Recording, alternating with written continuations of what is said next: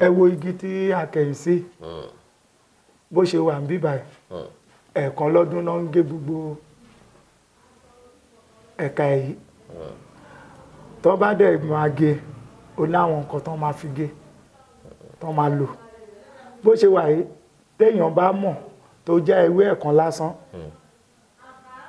mo fún lọ́jọ́ 7 gbogbo ẹ̀jẹ̀ ara àgbẹ̀ bó ṣe dúró yìí béèyàn kan bá tó mọ̀ pé nǹkan yìí wọn ò ń ṣe tó lọ ṣe tó mọ̀ ṣe pé kí ló máa ṣẹlẹ̀ mo fún lọ́jọ́ 7 ẹ̀jẹ̀ ara àgbẹ̀ tán kó tó tọ́jọ́ 7 gan lẹ máa ti mọ̀ pé nǹkan ti ń ṣe torí ẹni tẹ́jẹ̀ ara ẹ bá ti ń gbẹ ó máa gbẹ ni bó ṣe ṣoore fún Àkìlẹ̀ Ìjẹ̀bú ló ṣe fún gbogbo àgbáyé torí tọ́dún bá dé Brazil ní o Canada ní o kíní kan Netherlands èrò máa yẹ tóyìnbó lájọ ń ṣe tán wá ń wò tán ń tọrọ nǹkan tán fẹ́ tán dẹ̀ ń rí tán padà wá ń dúpẹ́ ó wà powerful ju gbogbo ìrùkẹ̀rẹ̀ nǹkan kan yẹn tó bó ṣe wà bíbọ̀ là máa ń bọ́ bó dẹ̀ ṣe wà tá a bá fi nà yàn kò ní tọ́ mọ̀ pé ìgbésí ayé òun ti bàjẹ́. agbára ń bẹ nínú ẹ̀ kì í kàn ṣe ni lásán. bó ṣe wà inú gbọ́dọ̀ bí wa ká tọ́lá ká kó báyìí ká fẹnu sí ká fi sọ̀rọ̀ òdì sí yàn. NDT Clearing Freight and Logistics iṣẹ́ wọn dára wọ́n ta sánsán wọn kárí ayé. NDT Clearing Freight and Logistics bá a ṣe kárí ayé bẹ́ẹ̀ ni òye iṣẹ́ yé wa cargo services wá dúró tán láti Nàìjíríà a ó bá yín gbé nǹkan ránṣẹ́ sí àwọn èèyàn yín ní Europe UK US Canada Asia lọ bẹ́ẹ̀ gàárì epo pupa ẹ̀gúsí ẹja gbígbẹ ìgbín irú àpọ̀n aṣọ ìlẹ̀kẹ̀ àwọn ìwé tó ṣe pàtàkì àti bẹ́ẹ̀ bẹ́ẹ̀ lọ kò tán síbẹ̀ MDT Clearing Services lékètéńté àṣẹ tó ń tẹjọba tá a gbà ó mú àwọn èèyàn yàn wá láàyò láti port ọwọ́ kan ni MDT á clear kọ̀ńténà yín jáde fún yín bó ṣe kọ̀ńténà tó kún fún káà lóríṣiríṣi tàbí ohun mìíràn àwọn òṣìṣẹ́ wa kọ̀ lálá professionalism wa kò lẹ́gbẹ́ MDT doorstep delivery service náà ò gbẹ́yìn níbikíbi lágbàáyé àwa gbé ọjà yín fún yín lẹ́nu ọ̀nà yín MDT tún bá ní ìrajà product sourcing ìyẹn ni pé à á ràn yín lọ́wọ́ láti ra ohun tí ẹ fẹ́ à á sì fi ránṣẹ́ sí yín ní kánmọ́ kóbó ní MDT Clearing Freight and Logistics akájú ẹ̀ àtò àlétò iṣẹ́ wa yàn ó yanjú lówó péréte ẹ máa bọ̀ lólulẹ̀ iṣẹ́ MDT ní nọ́mbà 22 Latif Salami Street Ajao Estate Ikeja Lagos a sì tún ní ẹ̀ka káàkiri orílẹ̀-èdè Nàìjíríà ẹ bá wa sọ̀rọ̀ 08182311480 àti 09129074004. bákan náà ilé-iṣẹ́ MDT lókè òkun wà ní Toronto Canada please call +16472895364 website www.mdtfreights.com MDT Clearing Freight and Logistics assure delivery. Yorùbá Gidi TV. ẹlẹ́bẹ̀wọ̀n èèyàn wa jákèjádò orílẹ̀-èdè àgbáyé ǹjẹ́ lẹ ti gbọ́ nípa alágẹmọ mẹ́rìndínlógún rí ṣé ẹ ti gbọ́ orin náà rí alágẹmọ mẹ́rìndínlógún ọ̀rọ̀ pọ̀ ọmọ ọ̀rọ̀ pọ̀ níjẹ̀bú òde ó dà Ìjẹ̀bú mọ̀sán làwa wà lónìí a ó sọ̀rọ̀ nípa alágẹmọ Ọlákúnlé Fásùgbà ló kọ mi ìkànnì Yorùbá Gidi TV lẹ́wọ̀ ẹ káàbọ̀ sórí ètò bàbá wa olóyè Wahab Samsudeen Adétayọ̀ baálẹ̀ Ìmọ̀sán Ìjẹ̀bú ẹ bá ń káwọn èèyàn wá káàkiri orílẹ̀-èdè àgbáyé. ẹ kú àsìkò yìí o gbogbo ẹ̀yin ọmọ Nàìjíríà nílé lóko ẹ káàsán. Ìmọ̀sán láwà a máa ń gbọ́ nípa alágẹmọ bàbá wọn sọ̀rọ̀ nípa alágẹmọ àwọn kan ní àṣeṣe kíní kan báyìí tó máa ń rìn tí wọ́n ń pè ní ọ̀gà chameleon alágẹmọ torí dídùn wọn jọra ó dó bákan náà kí ni alágẹmọ. ẹ ṣe olóòtú àwọn bàbá wa wọ́n máa ń pa lóòwe pé ohun tó bá jọ ohun la fi wé ohun epo ẹ̀pà ìjọpọ̀ sí èlé kí òwe náà jẹ́ ti àwọn àgbààgbà ọ̀gà tí ẹni wọ́n ń dárúkọ pé ṣé kìí ṣe ọ̀gá yẹn náà ń pè lálágẹmọ. Ṣe mọ̀ pé láyé ìgbàanì àwọn bàbá wa ò ní ṣe nǹkan kan kọ́ má fi nǹkan kan máa ṣe àpẹẹrẹ. Ńṣe ni ọ̀gá yẹn náà jẹ́ bí àpẹẹrẹ pé alágẹmọ rẹ̀, torí wọ́n tún máa ń kí wọn pé oríṣiríṣi aṣọ ní ń bẹ lára alágẹmọ. Tẹ́ bá dẹ̀ wo ọ̀gá yẹn náà oríṣiríṣi aṣọ ló. Oríṣiríṣi àwọ̀ ni máa ń gbé wọ̀. Bẹ́ẹ̀ ni nǹkan tó bí nìyẹn. Ṣe ni agẹmọ ń ṣe ló jẹ́ òrìṣà pàtàkì ní akilẹ̀ Ìjẹ̀bú tí ó sì ẹlẹ́gbẹ́ káàkiri àgbáyé. Tẹ́ bá ń gbọ́ tán bá ń kí Ìjẹ̀bú, wọn ò ní rí Ìjẹ̀bú kan tán ò ní kì mọ́ agẹmọ, torí Ìjẹ̀bú gangan ló ní agẹmọ. Wọ́n ní agẹmọ mẹ́rìndínlógún. Báwo ni mẹ́rìndínlógún ṣe jẹ́? Toródù Ifá náà mẹ́rìndínlógún ni. Àwọn bàbá wa ti ṣètò nǹkan wọn láti gbà wáṣẹ̀. Lóòótọ́ wọ́n máa ní alágẹmọ mẹ́rìndínlógún, ṣùgbọ́n tá a bá tò nípele nípele ọjọ́ mẹ́rìndínlógún lọ. Ṣọ́rọ̀ mi yé? Odù Ifá tí a sọ pé mẹ́rìndínlógún yìí nígbà kan náà odù Ifá ju mẹ́rìndínlógún lọ, ṣùgbọ́n nígbà tán gégégégé ló dúró sí orí mẹ́rìndínlógún yẹn. Bẹ́ẹ̀ náà lọ̀rọ̀ ti agẹmọ yẹn náà ṣe rí, tán fi ń pè wọ́n lálágẹmọ mẹ́rìndínlógún. Ṣùgbọ́n pẹ̀lú ẹ̀ náà láláwọn oríṣiríṣi tó so mọ́ àwọn mẹ́rìndínlógún yẹn náà. Sọ ká gbà pé gbogbo ìlú tí ń bẹ lábẹ́ Ìjẹ̀bú, gbogbo ìlú tó jẹ́ Ìjẹ̀bú pátá ló ní alágẹmọ. Bẹ́ẹ̀ ni. Irú òrìṣà wo lòrìṣà agẹmọ? Mo ti sọ síwájú pé agẹmọ jẹ́ òrìṣà kan pàtàkì ní akilẹ̀ Ìjẹ̀bú. Mo fi gbogbo ẹnu sọ ní gbogbo àgbáyé. Ìdí tó dẹ̀ fi jẹ́ pàtàkì tó jẹ́ gbòógì ni wípé ó jẹ́ òrìṣà tí èèyàn bá lọ sí ìdí ẹ̀ tó bá fi tọkàntọkàn tó fi béèrè nǹkan tó ń wá tí ò lónú méjì á rí nǹkan yẹn. Ìyẹn làwọn àgbàlagbà ṣe máa ń pa òwe pé òòṣà téèyàn sìn lọ́dún yìí tó róríire ń bẹ, ṣe mọ̀ pé tó bá tún sìn lọ́dún tó ń bọ̀ kò ṣẹ́ṣẹ̀ nú ẹ̀, torí ibi téèyàn ti rí ire ó yìí tó ń tọrọ àlékún oore náà ni òun ni. Torí ẹ̀ lákilẹ̀ Ìjẹ̀bú kò sí ibi tẹ́ ẹ ti lè déwájú agẹmọ tẹ́ bá ti lè fi tinú inú kan iṣẹ́ lẹ̀ ń wá o, owó ni o, ọmọ bíbí ni o, tẹ́ bá ti lè fi inú kan tẹ́ fi tọrọ, ìgbàgbọ́ wà pé ó ti di ṣíṣe. Ìṣọwọ́ àwọn èèyàn wo ni wọ́n bọ agẹmọ? Ṣó láwọn ọjọ́ tí wọ́n máa ń bọ, kí ni tí wọ́n fi bọ, ṣó léèwọ̀? Kò sí nǹkan tó wà láyé tí ò ní èèwọ̀, ó léèwọ̀, ṣùgbọ́n tí èèwọ̀ yẹn nǹkan àṣírí ni. Ìyẹn wà níbi tó wà. Kí lágẹmọ fẹ́ràn? Ṣé tán fi máa ń bọ́? Ó bẹ̀rẹ̀ láti àkùkọ adìẹ, ewúrẹ́, màálù, pẹ̀lú àwọn nǹkan pẹ́pẹ̀pẹ́ tó dẹ̀ máa pẹ̀lú ẹbí obì, ọtí, nǹkan bẹ́ẹ̀ bẹ́ẹ̀, iṣu, epo, gbogbo àtàrẹ, ẹfun, osùn, kankan bẹ́ẹ̀ bẹ́ẹ̀ lọ tó dẹ̀ máa sopọ̀ mọ́ wọ́n fi ń bọ́.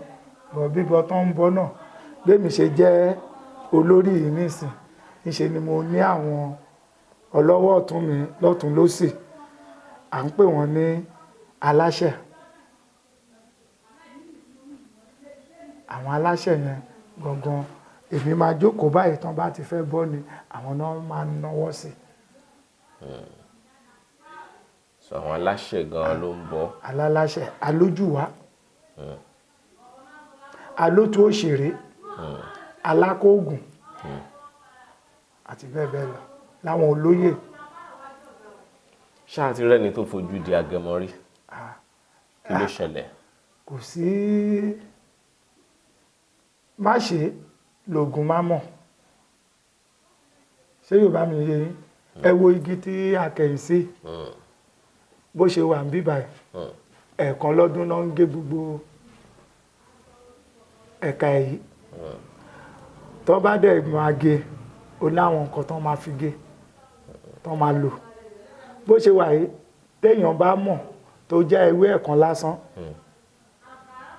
mo fún lọ́jọ́ méje gbogbo ẹ̀jẹ̀ ara àgbẹ̀ bó ṣe dúró yìí. Bí èèyàn kan bá tó mọ̀ pé nǹkan yìí wọn ò ń ṣe tó lọ ṣe tó mọ̀ mọ̀ ṣe pé kí ló máa ṣẹlẹ̀ mo fún lọ́jọ́ méje ẹ̀jẹ̀ ara àgbẹ̀ tán kó tó tọ́jọ́ méje gan lẹ máa ti mọ̀ pé nǹkan ti ń ṣe torí ẹni tẹ́jẹ̀ ara ẹ bá ti ń gbẹ ó máa gbẹ ni. torí ẹ̀ tán bá máa gé gbogbo nǹkan tán máa fi bọ́ ṣe àìtó fún ó gbọ́dọ̀ ti wà ńlẹ̀. bẹ́ẹ̀ náà ni ti Agẹmọ ìyẹn náà ṣe ń sọ pé ọkọ̀ má sọ̀kò lálágẹmọ téèyàn bá ṣàfojúdi tó lóun fẹ́ wò especially obìnrin gbogbo ọkùnrin ló lè rí tó bá ń lọ ṣùgbọ́n obìnrin ò lè rí lásìkò yẹn tó bá fẹ́ kúrò níletò kan sí ìletò kejì obìnrin ò lè rí ibùgbọ́n kọ́mọ náà jẹ́ ọkùnrin kó jẹ́ pé ní iná bí tó bá gbé sọ́wọ́ ó lọ nìyẹn ṣùgbọ́n tó bá jóbìnrin kò gbọ́dọ̀ fojú kan. wọ́n nílé ẹ̀kọ́ wọ́n ní skul kan wà ilé ẹ̀kọ́ kan wà nílùú Ìjẹ̀bú Òde bàbá ń lọ sòsè wọ́n ní ilé ẹ̀kọ́ náà àwọn obìnrin nìkan ni wọ́n máa lọ sí ilé ẹ̀kọ́ ọ̀hún girls school ní bí àbí our ladies wà AGGS náà wà Anglican Girls Grammar School. So àwọn obìnrin nìkan ní lọ sí ilé ẹ̀kọ́ tá à ń sọ yìí wọ́n á ní lọ́jọ́ kan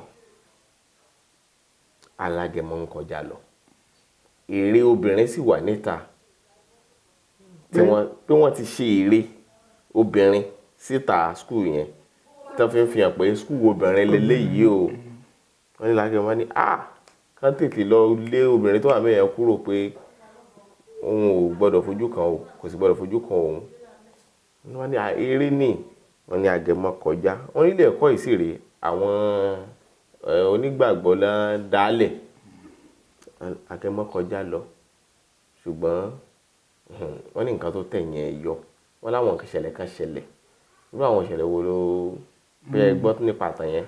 ọ̀rọ̀ yìí ó ti pẹ́ èmi gan sì wà lọ́mọ kékeré lásìkò yẹn ṣùgbọ́n kì í ṣe nǹkan tá a lè máa sọ torí ègún burúkú náà gégùn fún ibẹ̀ yẹn gbà yẹn lọ́hùn là ṣe gbọ́ ṣé nǹkan tá a lè máa sọ. tó túmọ̀ sí pé kì í ṣe tí obìnrin gbọ́dọ̀ fojú di. obìnrin tó bá ti fẹ́ kúrò níbì kan síbì kan obìnrin ò lè rí ṣùgbọ́n tó bá jẹ́ ibi tán ti fẹ́ jó àtobìnrin àtọkùnrin ló lè rí wọn gbà yẹn. tó bá ń jó wọ́n máa ń ṣe tí wọ́n máa ń jó tí gbogbo èèyàn lè rí. a ní àgbàlá a máa ń pè bẹ̀ ní àgbàlá ibẹ̀ l'Agẹmọ ti máa ń jó nílùú ìlọ́dọọdún tí gbogbo àwọn tó wà káàkiri odò Ògbólú àgọ́ òwòye ìṣíwọ̀ nǹkankan tí gbogbo wọn máa wá àwọn àjò ń bẹ tí Agẹmọ bá jó láàrin ìlú báyìí á jẹ́ pé àgbàlagbà kan tó jẹ́ ọmọ inú ilé Alágẹmọ yẹn ó jáde láyé wọ́n wá ń ṣàṣetán ẹ̀ wọ́n wá fi ṣe ìkẹyẹ ìgbẹ̀yìn fún Agẹmọ ajó láàrin ìlú tí gbogbo ojú ó sì rí tí gbogbo ojú máa rí ṣùgbọ́n tó bá kúrò bóyá títì lọ́hùn yẹn ni wọ́n ti ń ṣe àṣekágbá tòkú ẹni yẹn tí ara fẹ́ kúrò láti bí lọ obìnrin ò lè rí wọn títí wọ́n máa fi dọ́wọ́ ọ̀tán kan tó jáde náà máa ti lọ náà máa ti mú àjà wọ́n ní àdẹ́ ti wà ẹ̀kọ́ lè ti lọ sí òkè lọ́hùn yẹn tó máa mi àjà téèyàn kan náà máa ti lọ wọ́n ní nǹkan tó ti pariwo léra ó ti ní kán sá fóun bàtà bá rẹ̀ tó lóun ṣàgídí àbí kẹ́ṣe ló lọ sí kọ̀rọ̀ lóbìnrin tó lóun fẹ́ jí o ìgbẹ́jú wo. àrí ìdàkejì. Agẹmọ yìí bí egúngún náà ni àbí. ó farapẹ́ egúngún. ṣùgbọ́n yàtọ̀ sí egún. kí ni ìyàtọ̀. ìyàtọ̀ tó wà níbẹ̀ ni pé eégún bẹ́ẹ̀ ṣe jókòó yìí gẹ́gẹ́ bí olótù ẹ lè bọ́ sí ibà nísìnyí ẹ parada kó dùn ó eégún dé nìyẹn. ṣùgbọ́n kí wọ́n gbalẹ̀ sí bá jọ wọ́n jẹ. bẹ́ẹ̀ ni kẹ parada eégún jáde nìyẹn ṣùgbọ́n Agẹmọ ṣe bẹ́ẹ̀ èrò ni kò ṣeé ṣe fẹ́yàn kan. ẹnìkan ò lè ṣe. bẹ́ẹ̀ ni torí ẹ̀ náà ṣe láwọn olóyè lóríṣiríṣiríṣiríṣi àtàwọn tó tẹ̀jú olóyè tán jọmọ inú ilé bẹ́ẹ̀ tó máa sọpọ́ọ̀tì gbogbo nǹkan yẹn. ìyàtọ̀ wà láàrin àwọn àti eégún dáadáa. Agẹmọ dẹ̀rẹ́ tí ó bá sáà ní àní ẹ̀ẹ̀kan ní lọ́dún eégún kò sígbà tí eégún ò lè jáde. wọ́n ní àwòrán Agẹmọ yẹn ni wọ́n wá gbé sí roundabout tàgbà kọjá débi. bẹ́ẹ̀ni níbi àti lọ sí ààfin bàbá wa Aláìlúwà Àwùjalẹ̀. bẹ́ẹ̀ni. Agẹmọ yìí ṣó ti lóore kan tó ṣèlú Ìjẹ̀bú rí tó wà nínú ìtàn tàbí nǹkan àmì kan tó ṣe fún ìlú yìí. mo ti sọ síwájú pé òòṣà téèyàn sìn lọ́dún yìí tó ráyọ̀ ń bẹ̀ ṣé wọn pa á sìn lọ́dún tó ń bọ̀ bẹ́ẹ̀ ló ṣe rí tí ò bá ṣoore sí Ìjẹ̀bú wọ́n ti pátì bó ṣe ṣoore fún Àkìlẹ̀ Ìjẹ̀bú ló ṣe fún gbogbo àgbáyé torí tọ́dún bá dé Brazil ní o Canada ní o kíní kan Netherlands èrò máa yẹ tóyìnbó lájọ ń ṣe tán wá ń wò tán ń tọrọ nǹkan tán fẹ́ tán dẹ̀ ń rí tán padà wá ń dúpẹ́ oore tó ṣe síjẹ̀bú òun ló ń lọ lọ́run yẹn àlè ká tán. Ògún Ṣàngó tó ìmọ̀ eégún ará ọ̀ràn kẹ̀kẹ́ wọn a máa ní onítàn tó bí ṣó nítàn kan tó bí Agẹmọ ṣétàn yẹn ṣe pani gbangba ṣé n ta lè gbé jáde lórí àtẹ̀gùn ni. ṣé ìtàn tó bí Agẹmọ kì í ṣe nǹkan tá a lè máa sọ níta gbangba ṣé yóò bá mi yé torí bó ṣe wá bó ṣe lọ ó so mọ́ àwọn tó jẹ́ ọlọ́lá èèyàn pàtàkì tàbá dẹ̀ ń sọ à ń dọ̀tí wọn ni torí tí ó bá sírú àwọn yẹn nígbà yẹn lọ́hùn tán dẹ̀ fi jókòó tí ó lè bá sí nǹkan tó ń jágẹmọ. gẹ́gẹ́ bí baálẹ̀ mọ̀sán mo rí òòsà baálẹ̀ mo rí kíní kan tẹ̀ gbé dání irin ni wọ́n fi ṣe bó kí lorúkọ tí ń jẹ́ ìrùkẹ̀rẹ̀ àmọ́ ìrùkẹ̀rẹ̀ dáadáa sí àwọn olóyè máa ń mú dání. ìpawọ́ la máa ń pè ṣe lòun náà dúró bí ìrùkẹ̀rẹ̀ tí àwọn ọba aládé ọ̀ọ́bálẹ̀ ìlú tó ń mú sọ́wọ́ but eléyìí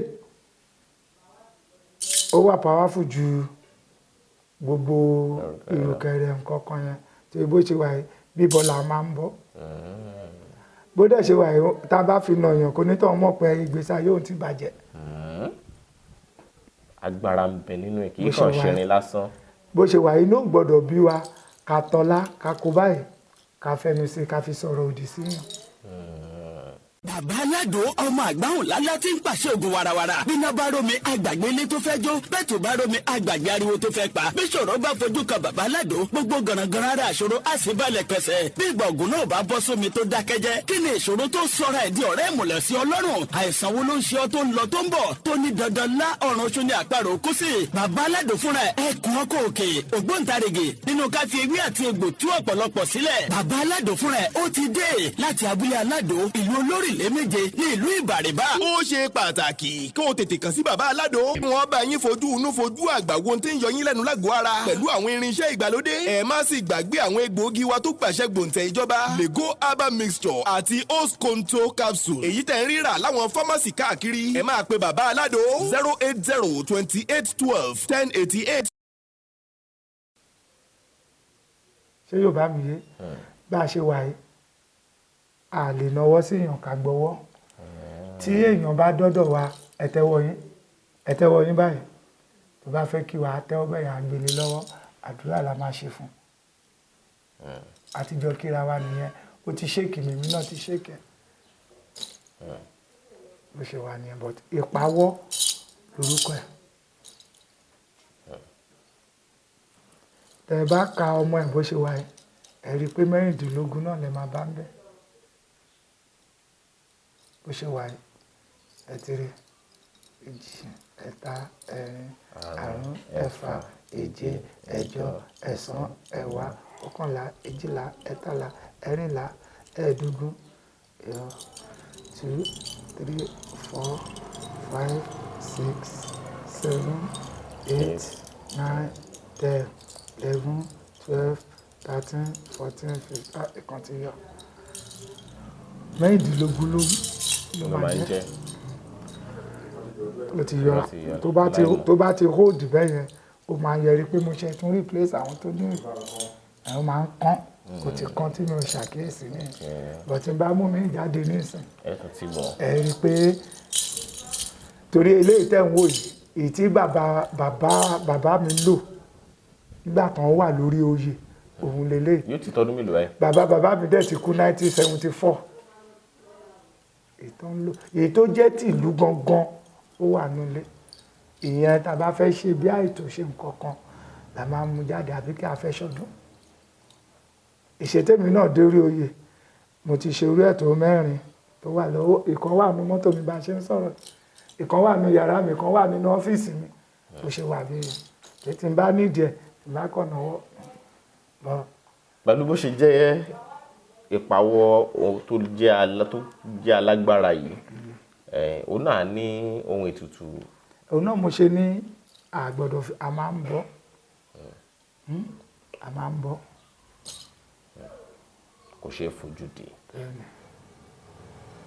ẹ ṣé gan ni ọ̀pọ̀lọpọ̀ míì tí ò mọ̀ nípa agẹmọ tẹ́lẹ̀ mo gbàgbọ́ pé báyìí ẹ ti gbọ́ ohun tí wọ́n ń pè ní agẹmọ ẹ ti mọ bí agẹmọ ṣe jẹ́ nílùú Ìjẹ̀bú bẹ́ẹ̀ bá ń gbọ́ orin náà tán pé alágẹmọ mẹ́rìndínlógún ọ̀rọ̀ pọ̀ ọmọ àfẹ̀dìpọ̀ tẹ̀mọ́lẹ̀ níjẹ̀bú-Òde ọ̀rọ̀ pọ̀. ẹ̀nà tó bá máa kí oríkì agẹmọ wá ní ọmọ Ìjẹ̀bú alágẹmọ mẹ́rìndínlógún agẹmọ búràkọ àjáyè ewé dúdú òróró ọ̀rẹ̀rẹ̀ àwùjalẹ̀ ìpèkú aláì ẹni ṣe inú ẹ̀dá pérépé àfijére ìlú Ìjẹ̀bú tí ń fọkọ ẹja pé náà bó bá wù Ìjẹ̀bú àwọn ẹni ẹ̀wìn níwíní tó bá wù Ìjẹ̀bú àwọn ẹni ẹ̀wìn níwíní tó bá wù Ìjẹ̀bú afẹ́ ní ẹ̀tọ́ kù sọdún agẹmọ ọmọ dúdú ilé ò mọ bẹ́ẹ̀ sè pupa tó mọ bẹ́ẹ̀ sè ti rà jù ọmọ aníṣu ńlé má lọ́bẹ̀ ọbẹ̀ tó kù òbọ àti bẹ́ẹ̀ bẹ́ẹ̀ náà ẹ bá ń gbọ́ tó ń kí Ìjẹ̀bú tó ń kí oríkì agẹmọ ọ̀ṣẹ̀ máa kí lọ́nà yẹn ní àfijú ìmàlẹ̀ tí ń lò kó yẹ́bẹ́yẹ́bẹ́ èyí tí eégún ń lo aṣọ ìkó ní ti agẹmọ. Yorùbá tún máa ń pòwe kan wọn á pé alágẹmọ ti bímọ ẹ̀tàn o àìmọ̀ ẹjọ́ ó kù sọ́wọ́ agẹmọ ó kù sọ́wọ́ ọmọ agẹmọ. òwe ni àwọn baba ńlá wa wọ́n fi máa ń pa. jíjó lálágẹmọ jó. jíjó lálágẹmọ ń jójú ẹ o tí ìṣe ló dàbí ọmọ tẹ́ ó mọ́rọ̀ wá sí ibà nísìn tá à ń bá sọ̀rọ̀ ṣe mọ̀ pé ń ṣe ló kọ tí ikún sọ̀rọ̀ tá à ń sọ tó dìde tó ń lọ ọmọ tó bá ń bá wí tí ò gbẹ̀kọ́ àwọn òbí àní alágẹmọ ti bímọ ẹ̀ àìmọ́jó kò sọ ẹ̀ pé àwọn ti ṣe tí wọ́n débì kan ó kù sí ẹ lọ́wọ́ bá agẹmọ ṣe wà ń bẹ̀ yẹn mo sọ lẹ́ẹ̀kan kò sórí ìṣà tó jẹ́ lẹ́gbẹ́ ẹ̀ tó jẹ́ lẹ́gbẹ́ ẹ̀ mọ́ ẹ̀kọ́ ti bá tiẹ̀ débì kan nìyẹn ó ti daṣẹ̀ málù àbí ta ló lè gba òṣì lótí kò sí ta ló lè ta òṣà láyà kò sí kíkọra kọ́ọ̀tì ẹ̀bẹ́ yẹn. ẹ ṣeun gan ni bàbá wa olóyè ẹ bá ń dárúkọ yín lẹ́kùnrẹ́rẹ́ fún àwọn èèyàn tó ń wò wá káàkiri àgbáyé. orúkọ mi ni olóyè Wahab Samsudeen Adétayọ̀ òòsà baálẹ̀ tìlú Ìmọ̀sán aka ìgbẹ́ òléegun ẹni tẹ̀mọ́lá àti èrò. dandan ni. ẹ ṣé púpọ̀. ẹ ṣé púpọ̀ bàbá wa Samsudeen Adétayọ̀ tí wọ́n jẹ́ baálẹ̀ Ìmọ̀sán Ìjẹ̀bú. Ọlákúnlé Fásùgbà lórúkọ mi. Mo dúpẹ́ pọ̀ lọ́wọ́ èèyàn olólùfẹ́ wa tẹ́ farabalẹ̀ láti bá wa wètò yìí láti bẹ̀rẹ̀ títí dópin títí ìgbà míì tá a máa pàdé ire àtayọ̀ àti àánú láàfin máa pàdé o. Masali kaoribaya kasaidaya gaba gbọ́rọ̀ àṣẹ látẹnu mi ìwọ tó lè ṣàmì lórúkọ Jésù ọ̀dájú ogun tó ní tòun bá rẹ́yìn òun ò ní padà lórúkọ Ọlọ́run bàbá tọmọ tẹ̀mí mímọ́ iná Ọlọ́run kò jó dànù. Orúkọ mi ní Prophet Ṣólóyè Táíwò bàbá orí òkè àṣẹ àtagbára látòrí òkè àṣẹ àtagbára tó wà ní Gbẹ̀ǹkú area Olódó garage nílùú Ìbàdàn. Máa sádàlí kàfà gbọ́ọ̀rọ̀ Olúwa ọ̀dájú ènìyàn tó ń bá ọ rìn tó lóun ní jẹ́ kó rógòlù láyé irú ẹni bẹ́ẹ̀ lórúkọ Jésù idà ọ̀run kó gé wọn dànù. Wòmísà Olúwa rán mi sí ọ̀pọ̀lọpọ̀ àwọn ènìyàn kí ni tólúwa dẹ̀ fi rán mi sí ọ òun náà ni pé má sọ ìrètí nù.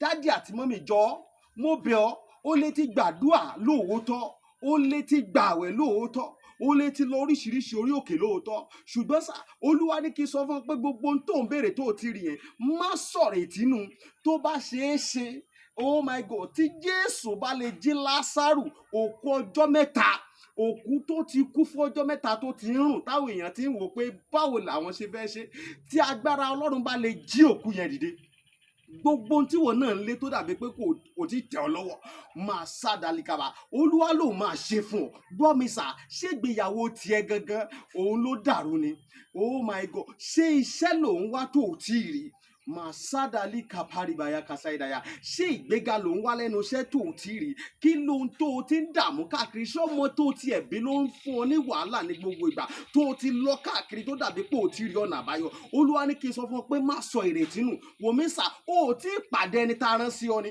òun ló fà á ṣùgbọ́n Olúwa rán mi sọ pé àkókò rẹ ti tó òun fẹ́ tú ọ sílẹ̀ nínú gbogbo àjàgà ogun èyí tí ayé rẹ wà ẹnìkan máa ṣàmẹ gbọ́ọ̀rọ̀ Olúwa gbogbo àjàgà ogun lórí ayé rẹ gbogbo àjàgà ogun lórí àyànmọ́ rẹ lórúkọ Jésù iná Ọlọ́run kó jádànù wòmísà bóyá o tiẹ̀ wà lókè òkun ò ń ṣiṣẹ́ ṣùgbọ́n síbẹ̀ ò lákòjọ bóyá o tiẹ̀ wà lókè òkun ò wáwé ìgbèlú ṣùgbọ́n ó ti dààmú káàkiri ṣùgbọ́n ó dàbí pé kò tí ì tẹ̀ ọ́ lọ́wọ́ bóyá o tiẹ̀ wà lókè ní Nàìjíríà tí wọn náà ń lé visa ṣùgbọ́n tó jẹ́ pé gbogbo ìgbà ni wọ́n ń decline visa rẹ̀ gbọ́ ìròyìn ayọ̀ rèé fún ọ Olúwa ló fẹ́ yọ̀ǹda rẹ̀ fún ọ pẹ̀lú ọwọ́ agbára mi ò ní àkókò tó pọ̀ ṣùgbọ́n t'Olúwa rán mi ní sí ọ ni pé jẹ́ a jọ gbàdúrà papọ̀ jẹ́ a jọ wá ojú Olúwa kí ni orísun ogun tó ń jà ọ́ gan wọn ò tí ì rí orísun ogun tó ń jà ọ́ ló fi dàbí pé kò tí ì sí ọ̀nà àbáyọ jẹ́ kí n gbàdúrà pẹ̀lú rẹ jẹ́ n ṣọ́nà fún ọ tí Olúwa bá sọ fún mi lórí ọ̀rọ̀ ayé rẹ ìwọ náà jájọ gbàdúrà lé lórí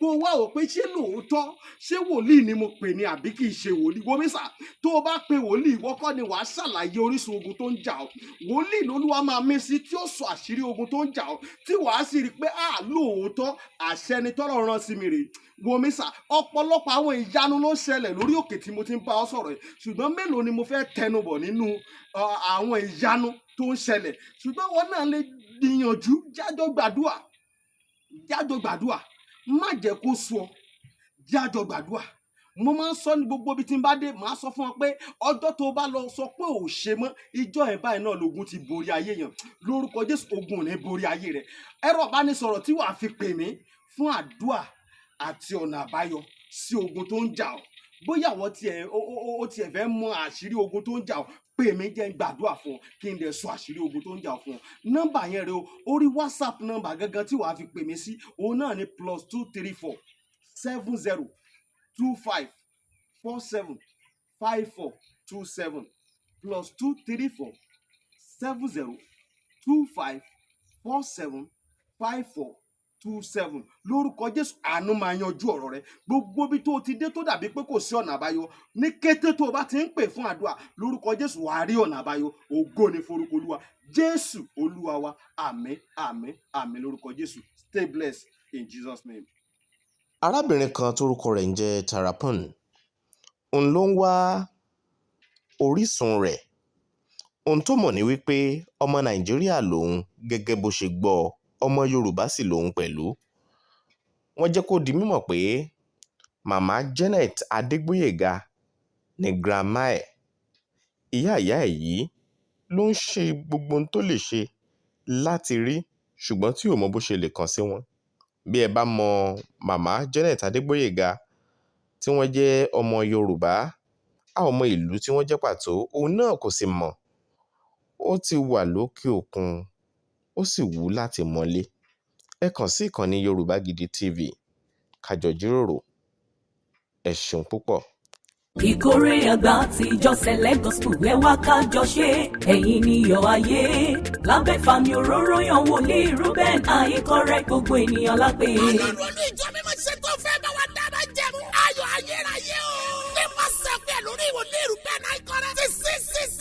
Òkè ìràpadà Select Gospel. Nínú ìkórè àgbà ti 2023. Lọ́jọ́ Sunday 26th November. Ẹ̀yin ni iyọ̀ ayé. Ìsọjí alágbára ọ̀sẹ̀ mẹ́ta ló máa bẹ̀rẹ̀. Tuesday 7th November. The Tuesday 21st láago mẹ́sàn-án òwúrọ̀. Bẹ́ẹ̀ lọ́jọ́ Sunday láti 11th November. The Sunday 26th November. Ẹ̀mí àwọn wòlíì ṣe tó fẹ́ fi òpin sí ìkorò láyé onímọ̀júkọ èèyàn. Nínú ìkórè ìtọ́jú yìí nípasẹ̀ ìfàmì òróyàn. Àpọ̀rọ̀ iṣẹ́ Ọlọ́run aláàyè àtàwọn olórí ẹ̀mí gospel. Wòlíì Reuben Ayíkọ́rẹ́. Wọ́n máa súre fún gbogbo èèyàn. Sunday 26th November. Bí ìsèdúpá ìkórè yẹn. Látàgọ́ mẹ́wàá òwúrọ̀. Gbogbo ẹ̀ nínú ìjọ CCC òkè ìràpadà Select Gospel. Tó wà ní Adéọ̀ṣun Suntu. Life at School àwọ̀tá pẹ̀tẹ́ ń bàdàn. Òní dídí ní ìkorò mú gbà bẹ́ẹ̀. Àǹfààní wà fún ọ láti gbé ilé tó dáa, tó fini lọ́kàn balẹ̀, tó dùn gbé kódà nílẹ̀ bàbá rẹ̀.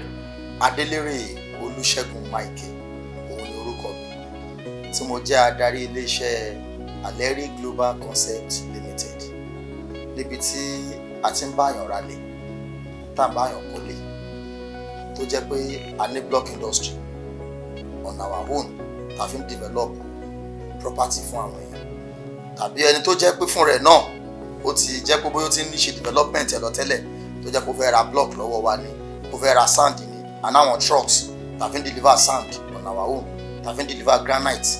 A ní àwọn offices wa sí AGC Plaza opposite Awotan Central Mosque, Apẹtẹ Ìbàdàn. A dẹ̀ tún ní another office níbi tá a ti ní block industry wa náà sí Adeola Junction besides Adaba dumping yard ní Apẹtẹ Ìbàdàn. AGC Plaza yẹn àpètàn ẹ̀ ní Aleri Global Concept Limited, tó jẹ́ orúkọ iléeṣẹ́ wa níbi tá a ti ń talé, tá a ti ń báyàn kọ́lé, tá a ti ń báyàn ralé, tó dẹ̀ jẹ́ pé à ń fi òótọ́ ọdún ṣe, òótọ́ ọdún tá a sì ń lò látọ̀dún tá a ti wà ní ẹnu iṣẹ́ yìí ló mú wa tayọ.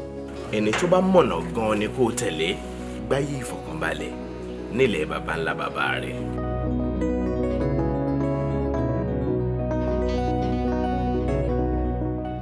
Yorùbá Gidi TV. Yorùbá Gidi TV òun ni kẹ́ ẹ máa wò nígbà gbogbo. Ẹ fojú yín ló ń jẹ níbi tẹ́ ẹ ti lè kọ́gbọ́n, níbi tẹ́ ẹ ti lè rí àwọn àṣà Yorùbá tó yanjú. Yorùbá Gidi TV òun ló mú ètò rere wálé ayé, níbi tẹ́ ẹ gbé fẹ́ kọ́gbọ́n, níbi tẹ́ ẹ gbé fẹ́ kọrin. Yorùbá Gidi TV òun ló ń pè yín kẹ́ ẹ máa wò nígbà gbogbo. Yorùbá Gidi TV. Ibi tá a ti ń fún yín láwọn nǹkan tẹ́ ẹ fẹ́, àwọn nǹkan tó ṣàǹfààní tó yẹ kẹ́ ẹ máa wò nígbà gbogbo, nígbàkigbà.